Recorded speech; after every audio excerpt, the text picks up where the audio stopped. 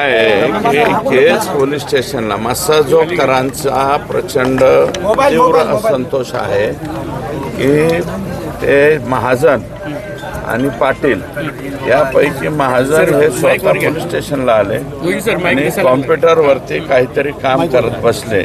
याचा प्रचंड राग मसाजोगकरांना आलेला आहे, कारण हे जवळपास महाजन आणि पाटील हे 100% तपास केल्याच्या नंतर हे दोन्ही अधिकारी हे सहआरोपी होण्याच्या बेतात आहेत, सहआरोपी होतील आणि यांना सहआरोपी करावं अशी मसाजोगकरांची, नुसत्या मसाजोगकरांची नाही, तमाम केज तालुक्यातल्या सगळ्या लोकांची ही मागणी आहे, इच्छा आहे। कारण या महाजन आणि पाटील, राजेश पाटील या लोकांनी प्रचंड बळ या गँगला दिलेला आहे। आकाची जी गँग आहे खालची, विष्णू चाटेपासून फरार आरोपी कृष्णा आंधळेपर्यंत सगळ्यांना बळ देण्याचं, कारण एक 307 ऑलरेडी कृष्णा आंधळेवर दाखल होता। कृष्णा आंधळेबरोबर म्हणजे 307चा फरार आरोपी असताना हे इथले पाटील आणि महाजन हे त्याला नित्य नियमाने भेटत होते आणि केज पोलीस स्टेशनमधल्या काही लोकांबरोबर ते याच्यामध्ये पण आलेले आहे, CCTV मध्ये सुद्धा गप्पा मारताना। आता 307च्या फरार आरोपी बरोबर जर पोलीस स्टेशनमधले लोक गप्पा मारित असतील तर मग यांच्याबद्दल काय होणार आहे? हा कृष्णा आंधळे अजूनही सापडायला तयार नाही। हा 307 मध्ये ऑलरेडी फरार आहे आणि फरार असताना केजच्या पोलिसांबरोबर चहा पाणी पिताना दिसलेला आहे।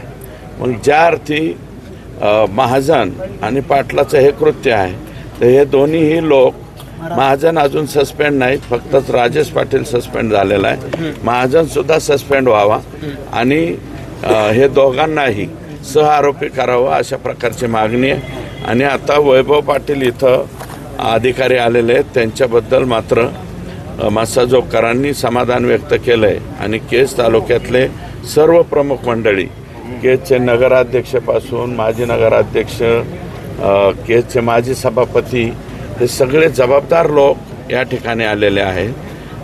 वेगवेगळ्या पक्षाचे लोक आहेत, सगळ्या लोकांनी त्यांच्याबद्दल मत चांगलं व्यक्त केलं आहे आणि आम्ही ही मागणी केली की काही केज पोलीस स्टेशनचे कर्मचारी, आरोपी ज्या वेळेस इथं न्यायालयात आणले जातात त्यावेळेस आरोपींची बडदास्त राखायला जातात, अशा प्रकारची एक कंप्लेंट इथं होती। तर त्या बाबतीमध्ये वैभव पाटील यांच्याशी माझं बोलणं झालं, ते म्हणले इथून पुढं असं होणार। पोलीस अधीक्षकांना देखील फोनवरती बोलणं झालं, नेमकं काय झालं होतं आणि ते काय काय त्यांना सूचना केल्या? नाही, पोलीस अधीक्षकांशी मी सततच बोलतो। जे फरार आरोपी आहे, म्हणजे ह्यातला कृष्णा आंधळे असेल, महादेव मुंडेचे प्रकरणातले असतील, राजस्थानी मल्टीस्टेटच्या बाबतीतले, राजस्थानी मल्टीस्टेटचं सुद्धा गोडगंबालाच आहे ना, 15-15 महिने कसं काय ते संचालक बाहेर फिरतात आणि त्या संचालकांना पैसा परळीतूनच पोहोच होतो त्यांच्या एका शिक्षण संस्थेतून, तर तो बंद झाला पाहिजे। आणि SP-ना माझी विनंती मी केलेली आहे की हे सगळे आरोपी, फरार आरोपी जेवढे असतील तेवढे उचला आणि आत घाला। त्याची गाडी तपासासाठी वापरली, काय नक्की प्रकार आहे? 100% बालाजी तांदळे उर्फ महाराज का काहीतरी त्याला माहिती नाही, कोणते महाराज आहेत काय माहिती। बाला तात्या, हा तात्या विंचू जो आहे त्याचा बहुतेक हा मावस भाऊ असावा, हा सुद्धा तपासामध्ये घ्यावा अशा प्रकारची मागणी आम्ही या ठिकाणी करणार। की माझी गाडी जी आहे ती तपासासाठी पोलिसांनीच घेतलेली होती, त्याचा रेकॉर्ड देखील त्यांनी दाखवलेला आहे, तो समोर येतो आता।